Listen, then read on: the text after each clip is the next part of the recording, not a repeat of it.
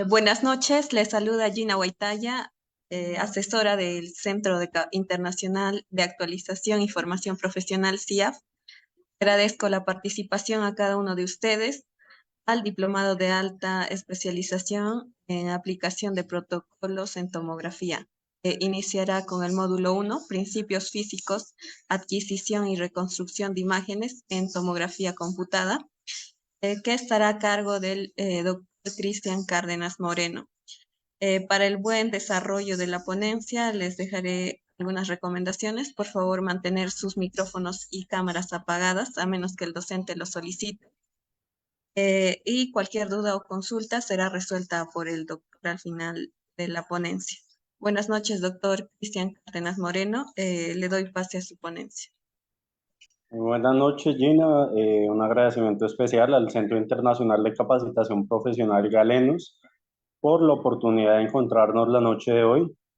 Un placer, me presento. Mi nombre es Cristian Cárdenas, soy su oficial retirado de la Marina de Guerra aquí en Colombia, de la especialidad de Sanidad Naval.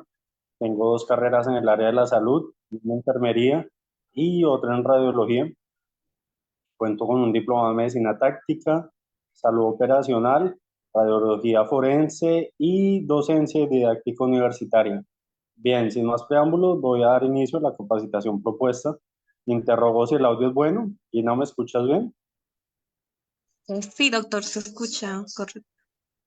Dale, perfecto.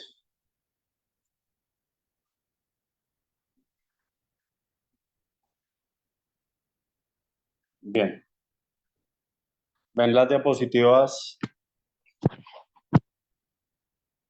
de la misma manera en que yo las veo? ¿Son claras, legibles? ¿El audio es bueno? Sí, doctor, se logra visualizar. Dale, perfecto, gracias. Bueno, el día de hoy vamos a hablar sobre los principios físicos de adquisición, parámetros de reconstrucción y tomografía computarizada.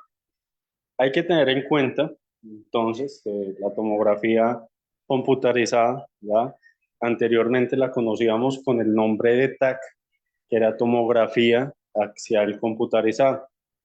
El término adecuado para poder hablar de esta ayuda diagnóstica es tomografía computarizada, ¿listo? Entonces ya no se conoce como TAC, sino como TC. ¿Por qué? Porque adicional a la proyección axial, ya conocemos otra serie de planos, ya como lo es sagital, entre otros, ya motivo por el cual, pues el término correcto es tomografía computarizada. Bien, esta es una ayuda diagnóstica la cual se desarrolla ya con el uso de la radiación ionizante, así como la radiografía convencional,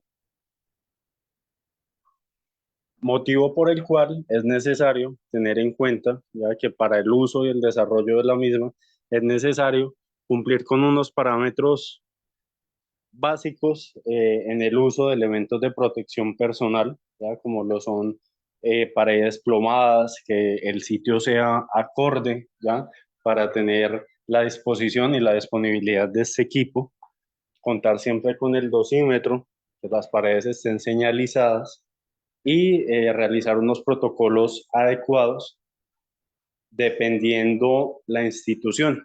¿Listo? Decimos entonces que tomo significa corte o sección, grapen significa imagen o gráfico, con el uso de radiación.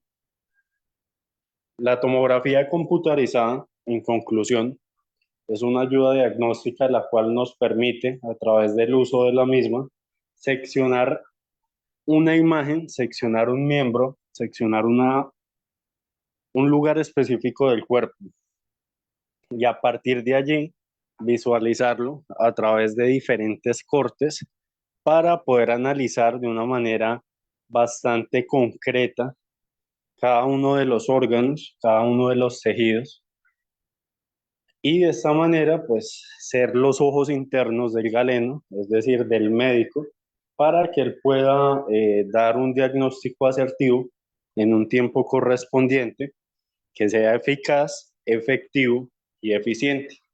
Esto con el objetivo de que entre más rápido se logre detectar un diagnóstico, menor va a ser la consecuencia para el paciente, se va a poder proyectar una mejor calidad de vida y se van a tener más opciones en cuanto al tratamiento y en cuanto al estilo de vida del mismo. Alan Cormack, entre 1957 y 1963, desarrolló un método el cual se usa para calcular la distribución de la absorción de la radiación en el cuerpo humano. ¿Basándose en qué? Basándose en las mediciones de transmisión. A continuación voy a llevar una línea de tiempo, ¿ya?, donde voy a hablar ya de los principales episodios, ya, y de las principales escenas que han marcado la historia con el uso de la tomografía computarizada. Este diplomado está proyectado para 4 sesiones en donde se busca abarcar medios de contraste, protocolos básicos. El día de hoy vamos a hablar sobre la parte de adquisición de imágenes y dar un recorrido de forma superficial a cada uno de los parámetros importantes en la tomografía computarizada. Quiero ser concreto con ustedes, el tiempo es limitado, realmente en 4 horas y abarcar todo el tema de tomografía de una manera muy concreta, muy directa, va a ser complejo, pero voy a tratar los puntos más importantes. Al igual en las clases de medio de contraste y en las clases de protocolos, si por X circunstancia el tiempo no nos da, que sé que van a surgir dudas o inquietudes, no se preocupen que todo este material se les será otorgado, ya se les va a facilitar por medio de las personas de la parte logística, quienes van a enviar los certificados correspondientes, igualmente el material de apoyo para que ustedes puedan apoyarse y puedan tener unas bases sobre cada uno de los protocolos, de los medios de contraste y diferentes temáticas impartidas. Bien, dicho lo anterior, decimos entonces que en 1971 es el auge de la tomografía computarizada. ¿Por quién? Por el señor Godfrey Hanfield y el doctor James Ambrose. Esto se dio en el hospital de Wembley.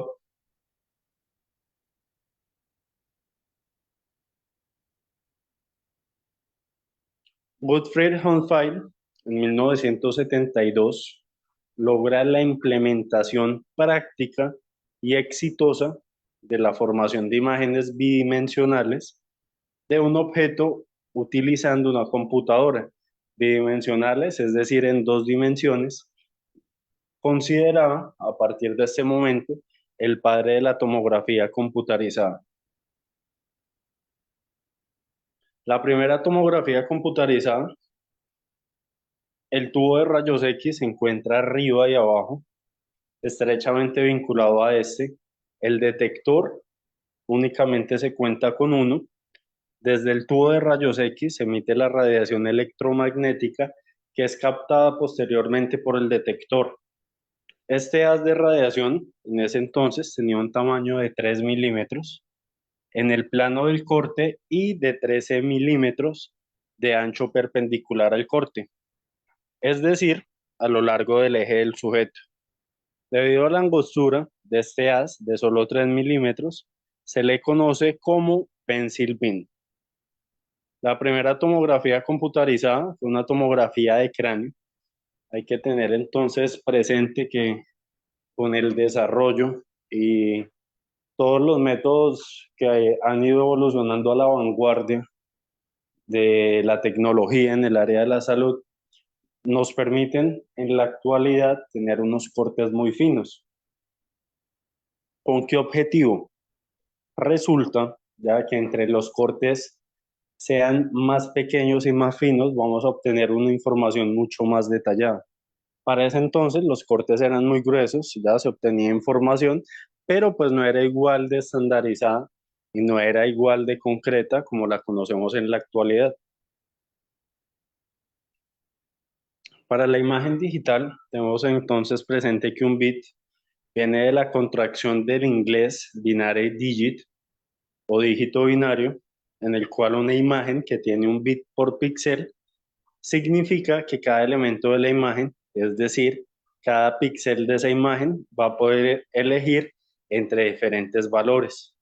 Como se trata de una imagen digital, ya que va a ser proyectada a través de un equipo cómputo, por lo tanto, estos distintos niveles de gris se diferencian en países discretos, es decir, en la imagen de la tomografía computada no tenemos un continuo nivel de gris. ¿Qué pasa con los niveles de gris? En una imagen digital, la fórmula para poder saber la cantidad de valores a los que se puede optar cada uno de los elementos de imagen, en general en la tomografía computarizada, se va a trabajar con 12 bits por píxel. Esto nos va a permitir obtener diferentes niveles de gris. Es decir, que en este orden de ideas, cada píxel en una imagen de tomografía computarizada que trabaja con 12 bits va a poder optar a cualquiera de los diferentes niveles de grises posibles. Por eso es necesario aprender a diferenciar cada una de las densidades con el color o el gris correcto, ¿ya? Para de esta manera poder relacionar si probablemente lo que estamos viendo ya es tejido blando, si es un tumor, si es una masa, ¿ya? O por el contrario, si estamos hablando netamente de tejido graso o agua.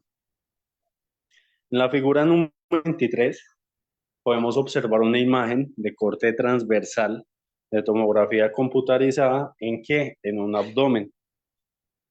Por otro lado, en la figura número 22, para el ojo humano la cantidad de valores discretos de niveles de grises carece un continuo, es decir, como lo nombré anteriormente, hay muchas cantidades de grises, ¿ya? En los cuales, pues a través del tiempo y a través de la experiencia, ¿ya? Y el trabajo en tomografía, se puede ir adquiriendo un poco más de bagaje para ir determinando, pues, cada uno eh,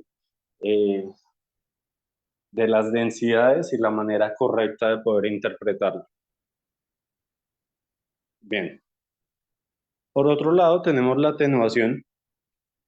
Decimos entonces que este principio básico de la tomografía computarizada consiste en qué? En poder medir la distribución espacial, es decir, su posición en el plano, el de la cantidad física que va a ser examinada, desde dónde, desde diferentes direcciones espaciales y poder computar esta serie de datos para representarlos en una imagen final.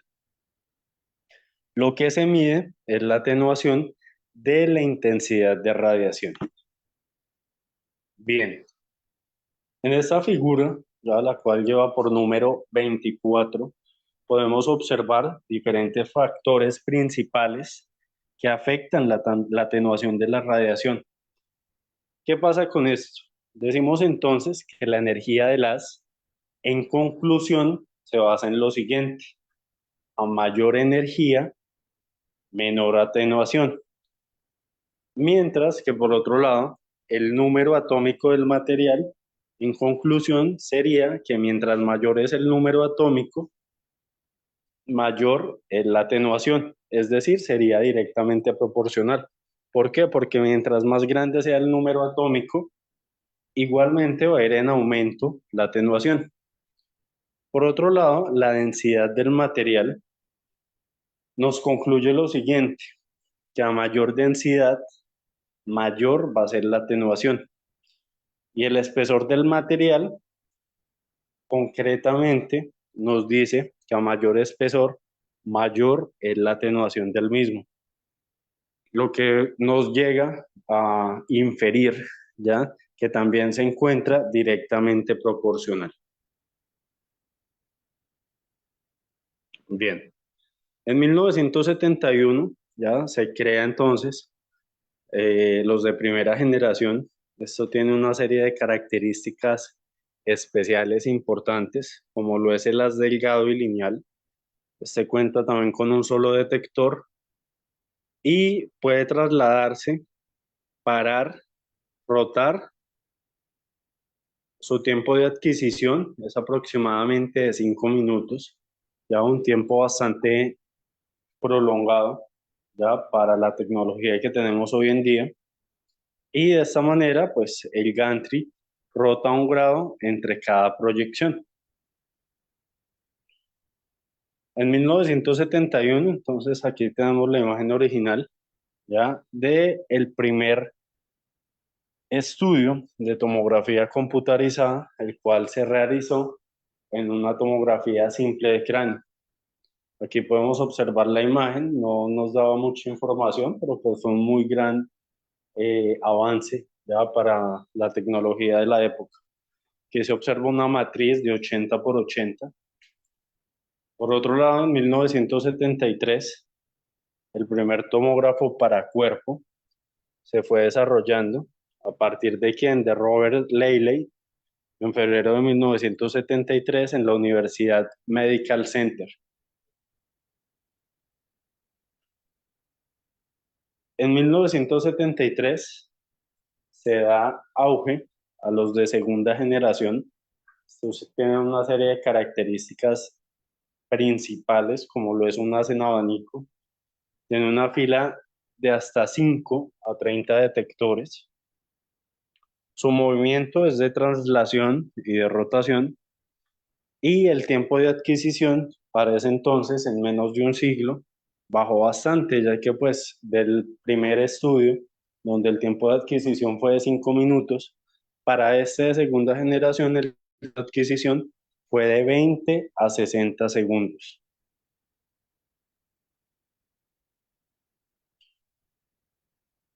Por otro lado, tenemos en 1977 los de tercera generación.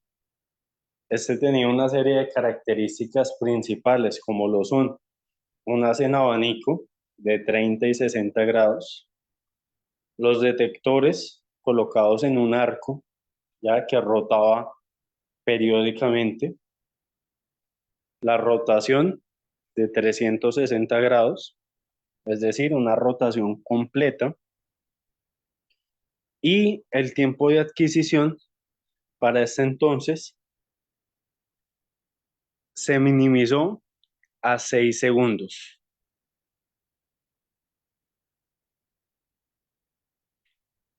Entonces, reconoce todo este avance en la ciencia, otorgando el premio Nobel a Sir Godfrey Humphrey y a Alan McLeod Woodman, reconociendo el esfuerzo y el arduo trabajo que se realizó en la creación ya de esta ayuda diagnóstica, la cual revolucionaría no solamente la radiología, sino que revoluciona toda la medicina en general, ¿ya? Logrando hacer, pues, de esta forma, los ojos internos y la imagen interna del cuerpo para el médico. En 1985 se da la creación de los de cuarta generación.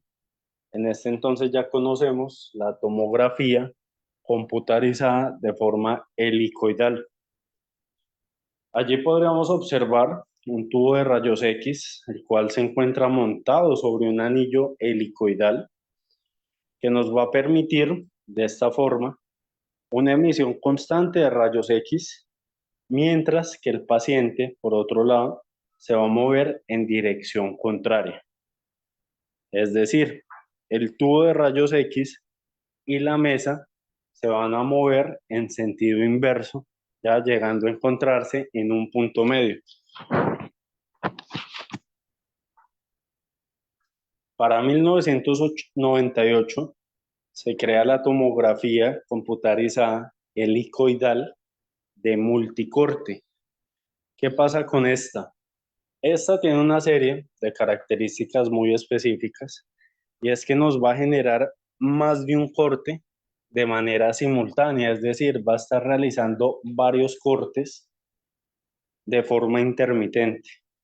El tubo de rayos X, por su parte, tiene una mayor capacidad de enfriamiento y energía, es decir, es un equipo mucho más competente, es un equipo más desarrollado, es un equipo que no va a sufrir de recalentamientos constantes. Obviamente, pues si se tiene en un área que cuente con unas condiciones propicias y dignas para generar también una buena temperatura, ¿ya? Que no vaya a generar un recalentamiento de los circuitos y pues de todo el equipo en general. Por otro lado, estos acortan el tiempo del examen y nos ayudan a mejorar la resolución espacial y la resolución temporal. En este entonces, pues ya se crean unas nuevas aplicaciones, se cuentan con cortes de 0.4 a 0.6 milímetros, unos cortes muy finos, bastante detallados, con 64 coronas de detectores y una velocidad de 0.33 segundos en una rotación de 360 grados. Es decir, que tenemos una rotación completa sin ningún problema. Bien, en el 2010, por otro lado, se da el desarrollo de los de quinta generación. Este equipo de tomografía computarizada cuenta con unos diseños los cuales pretenden una mejor calidad de imagen con un menor tiempo de exploración y una menor dosis para el paciente. Este cuenta con múltiples fuentes fijas, no solamente en los rayos X, sino también en los detectores. Y va a contar un sistema el cual va a estar estacionario a modo estacionario. ¿Qué pasa con esto? Entonces, bien, ya se ha ido evolucionando a través de la época en la generación de tomógrafos computarizados, pero más allá de la misma evolución, también hay que ir evolucionando con quién, con la protección radiológica, ¿ya? Y la seguridad radiológica. Entonces, allí viene un término bastante usado, que es ALARA, ¿ya? El cual nosotros conocemos, en conclusión, como menor dosis, ¿listo? Para poder brindar la seguridad adecuada al paciente sin que nos vaya a afectar la calidad de la imagen. ¿Qué pasa con esto? Entonces ya se viene la parte de distancia, de blindaje y la parte de tiempo. Ya, tres factores muy fundamentales, ya los cuales van a estar inmersos en la adquisición de cada estudio. Y allí se va a comenzar a jugar entonces ya con la parte de los protocolos, con la parte del kilovoltaje, del miliamperaje. ¿Para qué? Para poder adquirir unas imágenes de excelente calidad sin exponer el paciente a unas grandes emisiones de radiación. ¿Por qué? No es desconocimiento, ya para ninguno que trabajamos en el medio, ni para el personal que trabaja en el sector de la salud, que la exposición a la radiación ionizante puede causar diferentes consecuencias si no se toman las medidas previas de protección personal, entre ellos que puede causar alopecia, puede causar un CA, puede causar esterilidad. Ya, por otro lado, dentro de los órganos que tienen mayor radiosensibilidad se encuentran los cristalinos, ya es decir, los ojos, ya motivo por el cual pues hay que tener un cuidado especial ya en el momento en el que se vayan a realizar los estudios para no exponerse de forma directa, salvo y excepción, pues se tenga que usar un arco en C, ya que es un equipo de fluoroscopia, o un equipo portátil de radiación ionizante, ya los cuales la única manera que tendríamos de poder tener un elemento protector o una barrera, vienen siendo cuáles, vienen siendo entonces los chalecos plomados, las gafas plomadas, protectores gonadales, cuellos de tiroides, entre otros. La tomografía computarizada lo vamos a definir entonces como aquella técnica de imagen digital que va a utilizar radiación. ¿Radiación qué? Ionizante, en el cual el tubo emisor de rayos X se encuentra colimado y va a emitir un haz en abanico donde los fotones van a ser absorbidos por el paciente. Estos detectores se encuentran en el lado opuesto, ¿ya? Los cuales tienen la habilidad de poder medir la atenuación de los rayos X y van a girar de forma sincrónica con el tubo alrededor del eje longitudinal del paciente. Este corte obtenido, ya posteriormente a que es absorbido, va a emitir una serie de imágenes, las cuales posteriormente se van a reconstruir y van a ser proyectadas en un monitor para poder observarlas, ¿ya? Y de esta manera poder analizarlas de una manera objetiva para poder emitir un juicio de valor. Es importante, ¿ya? Cuando hablamos de adquisición de imágenes, cuando hablamos de reconstrucción, cuando hablamos de principios físicos, ya que es poder entender la forma en que trabaja un tomógrafo computarizado, tener en cuenta la terminología básica, ya motivo por el cual pues vamos a dar solución y vamos a hablar de manera muy directa sobre la terminología más usada en el campo de la tomografía computarizada.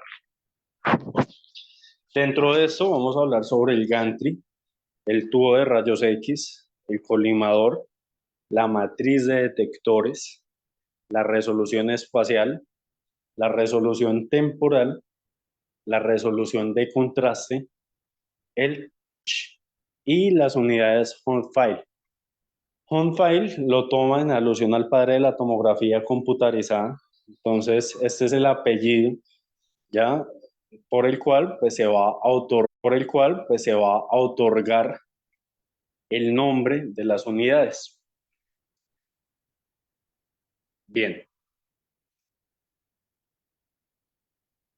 aquí podemos observar diferentes componentes, como lo es el tubo de rayos X, ¿ya? Como lo es la mesa, el monitor o panel, ¿ya? Y las diferentes áreas que se encuentran dentro de el servicio de radiología, como lo es el área controlada y el área supervisada. ¿Listo? Bien.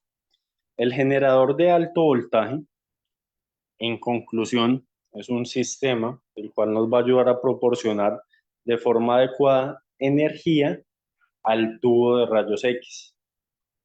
Muchos fabricantes reducen el espacio instalándolo dentro de la rueda del gantry.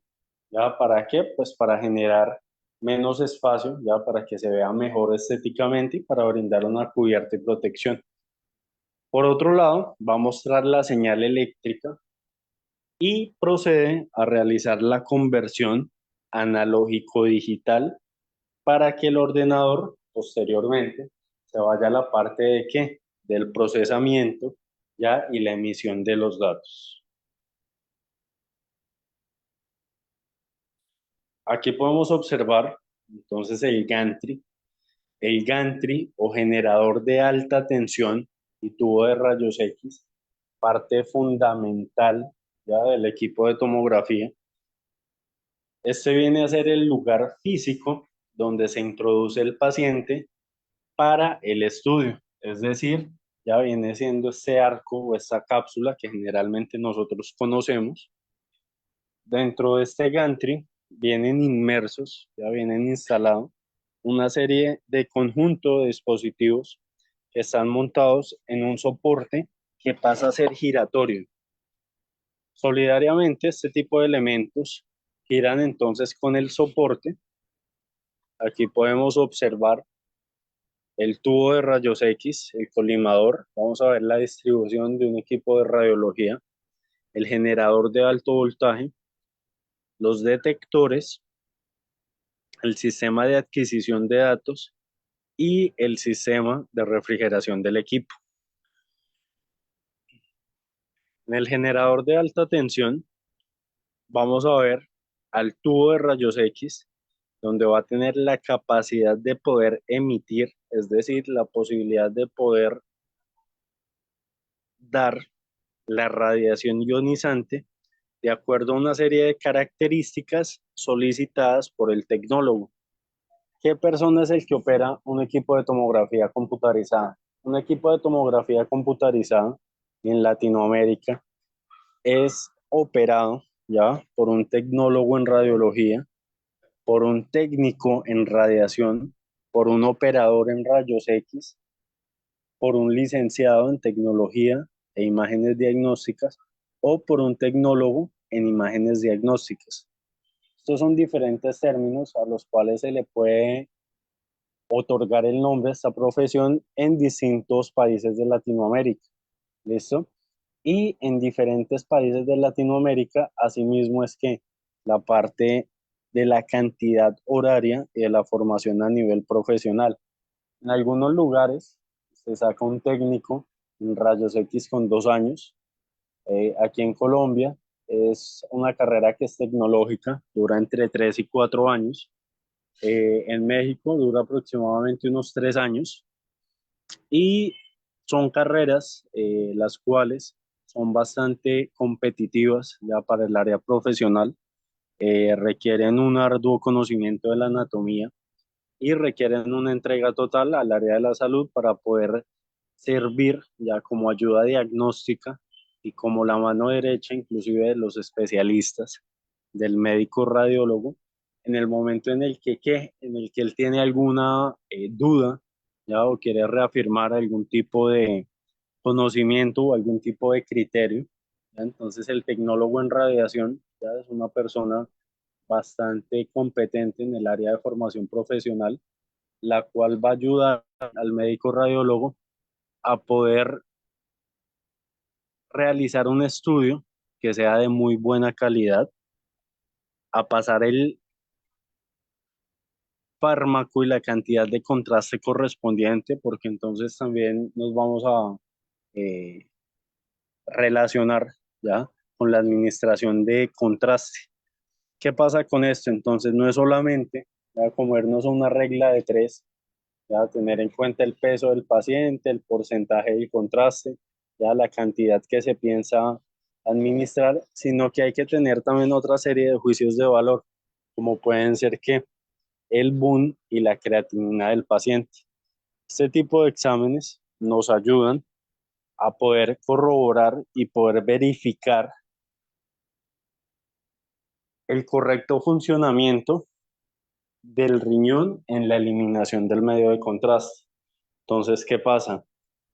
Si el tecnólogo en radiología no tiene el conocimiento adecuado para poder emitir una buena tasa de filtración glomerular, ¿ya? Y poder dar el visto bueno, ¿ya? Para realizar un estudio con contraste, inclusive se puede llegar a comprometer la vida del paciente. Entonces, pues aquí tenemos una responsabilidad bastante amplia, ya no es solamente la persona que adquiere las imágenes, realmente es una persona con bastantes competencias en el área de la salud y con una responsabilidad muy grande en la adquisición de la imagen, en el cuidado, la vida y la integridad del paciente. Bien, por otro lado tenemos entonces el tubo de rayos X. Se nos ayuda a emitir el haz de fotones con un kilovoltaje y un miliamperaje específico determinados por el tomógrafo. Este va a presentar un cátodo, que es una serie de filamentos, y posteriormente un ánodo rotatorio. Aquí podemos observar el tubo de rayos X, ya donde se va a poder comprender ya en qué lugar se encuentra el tubo y posteriormente los detectores, los cuales los encontramos en la parte inferior de la imagen. Por otro lado, tenemos entonces los colimadores. Estos nos ayudan a regular el tamaño y la forma de las de rayos X. También nos sirven para poder disminuir las dosis recibidas por el paciente y de esta manera eliminar la radiación dispersa que llegaría posteriormente a los detectores.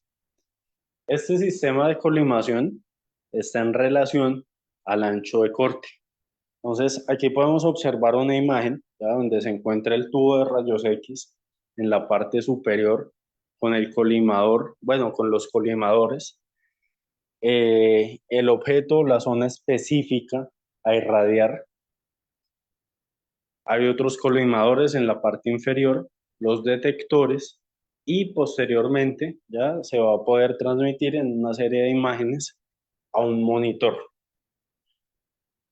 Los detectores, por su parte, nos ayudan a capturar la energía que no ha sido atenuada por el paciente y nos van a ayudar a mejorar la resolución temporal. Esta serie de dispositivos son capaces de absorber y de transformar la radiación. Hay diferentes tipos de detectores. Dentro de los tipos de detectores más usuales, ya el día de hoy vamos a hablar sobre los gaseosos y los sólidos o los de centelleno. Dentro de las características primordiales que podemos encontrar en los detectores es que estos tienen una alta eficacia en la captura, una alta eficacia en la absorción, una alta eficacia en la conversión y una muy buena resolución temporal. Hay diferentes canales de detectores. Dentro de estos vamos a traer a colación los dos más importantes, ya, los que realmente se aplican en la actualidad, que son el single slice y el multi slice. El single slice es la fila única de detectores y el multi slice son 4 filas de detectores. Bien. Por otro lado, tenemos entonces la matriz de detectores. Estas nos van a ayudar a disminuir la dosis de radiación, nos van a ayudar a generar barridos en menor tiempo y con mayor eficacia, lo cual va a ser mucho más rápido y son primordiales en mejorar la calidad de la imagen. La resolución espacial, por su tiempo, se basa en la distancia mínima necesaria entre dos objetos para poderlos ¿qué? Distinguir como estructuras separadas. Esta resolución espacial va a tener en cuenta tres factores primordiales que van a jugar un papel muy importante en la resolución de la misma. Esto depende de qué? Depende de tres aspectos. Primero, el grosor del detector. Segundo, el grosor del corte. Tercero, el tamaño del píxel. ¿Listo? Cada uno es de un interés bastante grande, ya, y puede causar diferentes consecuencias en la resolución espacial. Aquí podemos observar una matriz de imagen de 512 por 512 de 262.144 píxeles. Allí podemos observar entonces ya la diferencia entre un píxel y un voxel y lo que llamamos el grosor del corte. Bien, para hablar del píxel, decimos entonces que esta es la unidad de superficie de una imagen. Es la representación de un punto en 2D. Cuando hablo de 2D, estoy haciendo referencia a dos dimensiones. ¿Qué pasa con esto? Entonces, mientras mayor sea la cantidad de píxeles, mayor va a ser la resolución de la imagen. Es decir, vuelve y juega. Es directamente proporcional. A mayor cantidad de píxel, mayor resolución de la imagen. Aquí podemos observar entonces el campo de visión o FOV y la matriz de la imagen.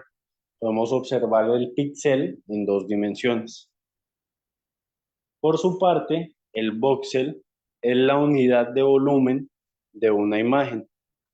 Esta, en comparación con el píxel, ya no serían 2D o dos dimensiones, sino que su representación estaría otorgada en 3D o tres dimensiones, de acuerdo a la unión de varios píxeles. Es decir, varios píxeles van a formar un voxel.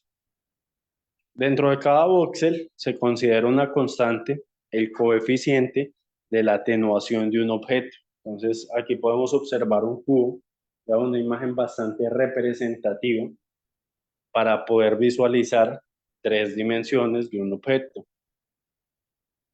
Por otro lado, entonces vamos a observar la matriz. Esta es la representación de todos los datos obtenidos al realizar un corte. Esta se encuentra formada por una serie de pequeñas celdas, la cual tiene un nivel de brillo, una densidad, y estas van a formar como tal la imagen que conocemos de manera digital.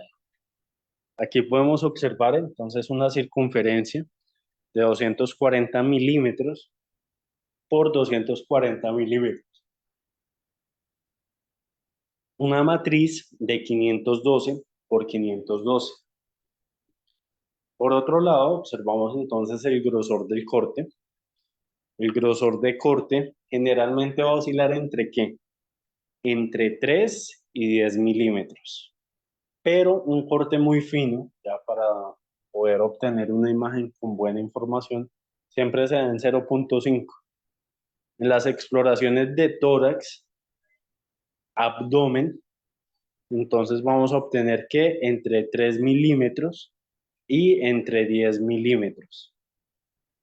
Hay que tener entonces presente que cuanto más grueso, mejor va a ser la resolución del contraste para tejidos blandos, pero nos va a ayudar a qué? A disminuir la resolución espacial.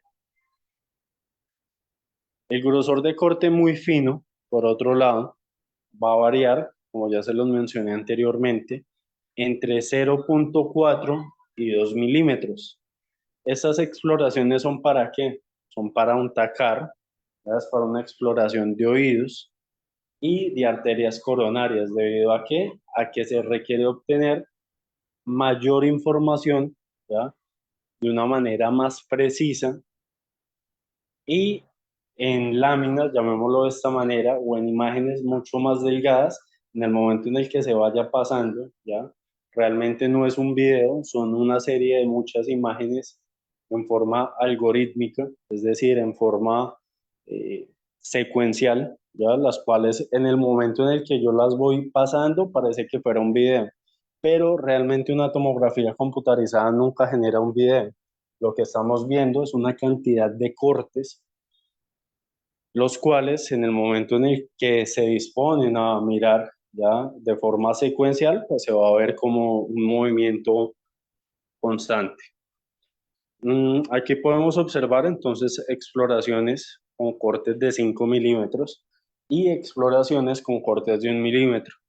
Esto nos va a ayudar a mejorar la resolución espacial, pero va a disminuir la resolución de contraste. Entonces hay que tener en cuenta qué es lo que se quiere hacer, cuál es el objetivo del estudio, si se va o no se va a administrar contraste, porque entonces ya sabemos, ya ahí podemos inferir que si se administra contraste, realmente este tipo de cortes muy finos va a disminuir la resolución del contraste, pero pues por otro lado vamos a tener una balanza muy chévere, donde se va a jugar también con la resolución espacial, ¿no? Entonces, siempre hay que medir, ya y de acuerdo a lo que quiera el médico, a, digámoslo de esta manera, la forma del trabajo del médico, lo que él quiera descartar, saber la forma en que a él le gusta visualizar las imágenes. ¿Por qué? Resulta que todos los médicos radiólogos pues tienen formaciones diferentes. Hay unos con excelente formación de Argentina, hay otros que vienen de la cuna de la medicina en Cuba, hay otros que vienen de Venezuela, ¿ya? Y en diferentes países de Latinoamérica e inclusive Europa, donde las escuelas son muy diferentes. Y por ende, la formación de los médicos es distinta. Entonces adquieren gustos distintos. A algunos les gustan cortes gruesos, otros les gustan cortes muy finos, ya a algunos les gustan diferentes proyecciones, otros simplemente se van a lo más básico, que es la axial y la sagital. Entonces, esto depende de qué? Depende de esa buena relación, ya, y de ese conocimiento que usted tenga en la parte personal y laboral con el médico radiólogo para saber qué es lo que él quiere. Por otro lado, tenemos entonces la resolución de contraste. Allí se va a poder evidenciar la habilidad que tiene el sistema de imágenes para poder discriminar pequeños cambios de densidad. Esto nos va a ayudar a dar el número de niveles en gris asociados a cada boxer. Por otro lado, contamos entonces con la resolución temporal. Este es el tiempo en segundos que el tomógrafo va a requerir con el objetivo de ¿qué? De adquirir una imagen. Esto depende de qué? Depende de dos cosas de forma específica. Primero, el número de detectores y segundo, la rotación que genere el gantry. Aquí podemos observar una imagen del músculo cardíaco, una imagen cardíaca, donde pues tiene una muy buena resolución temporal, ya se van a ver las válvulas sin ningún problema. Por otro lado, tenemos entonces el pitch. Esta es una variable de tomografía helicoidal. Es la relación entre ¿qué?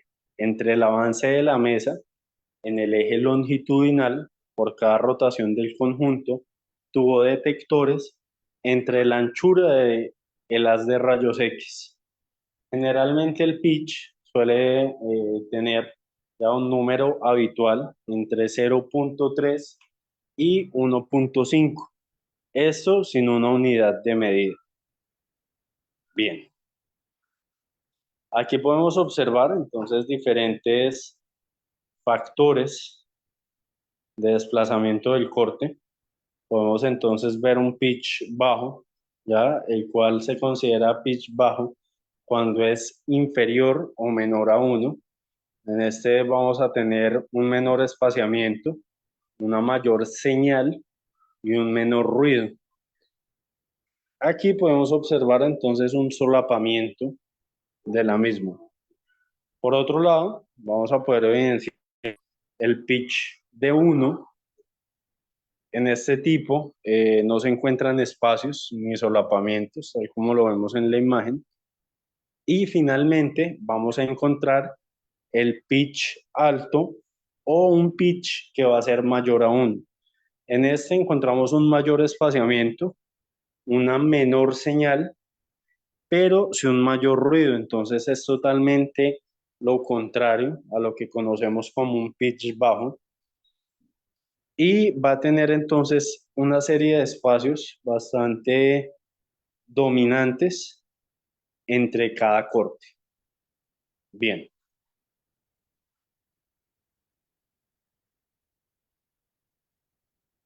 Tenemos el factor del desplazamiento del LAS. Este tiene una variable en tomografía helicoidal. Es una relación de movimiento de qué? De la camilla del paciente por cada revolución de 360 grados. Esto va a estar directamente proporcional por la anchura del haz de rayos X. Por otro lado, entonces contamos con las unidades de Hounsfield en esta escala, la cual va a ser cuantitativa. Y digo que es cuantitativa ¿por qué? Porque lo podemos ver a través de números. Entonces, todo lo que va a ser cuantitativo es algo que se puede medir. Cualitativo estaríamos hablando o haciendo alusión a cualidades o características, ¿de acuerdo?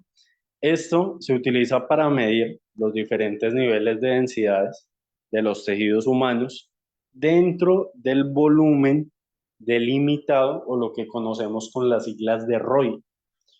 Esto va a indicar el coeficiente de atenuación de una manera muy lineal que va a expresar la atenuación de las de rayos X a atravesar del espesor de una sustancia dada en específico.